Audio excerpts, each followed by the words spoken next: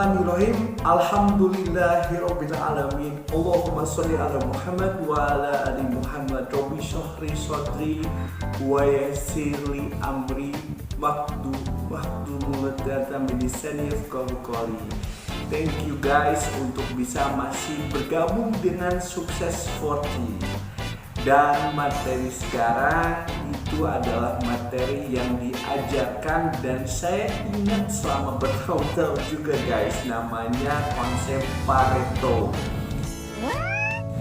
Nah, kamu bisa searching di Google atau misalkan kamu bisa searching buku tentang Pareto itu sendiri. Pareto adalah seorang nama ilmuwan dari, kalau nggak salah, Itali.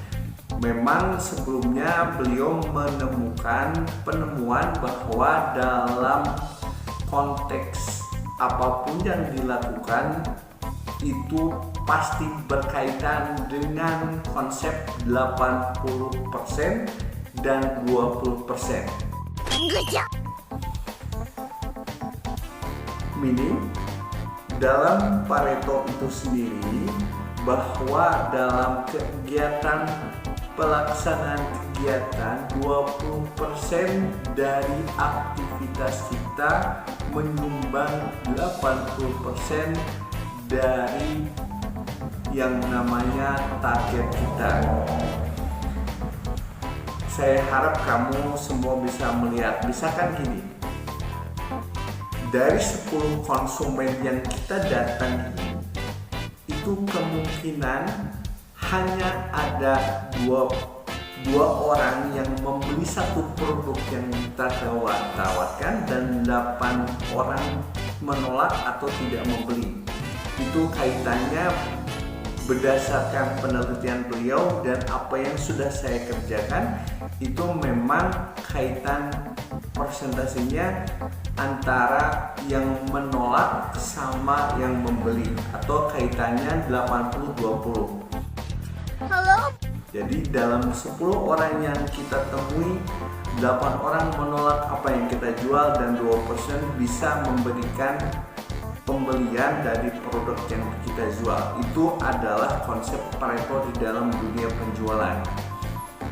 Di dalam dunia lainnya, Pareto sendiri memang memberikan penjelasan seperti itu, bahwa setiap hal yang terjadi di dunia ini pasti hanya ada kansnya berkaitan dengan 20% saja dari semua aktivitas yang dilakukan dan 80%. Jadi kaitannya konsep 80-20. Oke. Baik, apa yang diajarkan dalam konsep Pareto, saya sendiri agak menafsirkan juga konsep itu sendiri, yang memang kita harus bersiap-siap dengan kegagalan yang mungkin terjadi dalam satu usaha.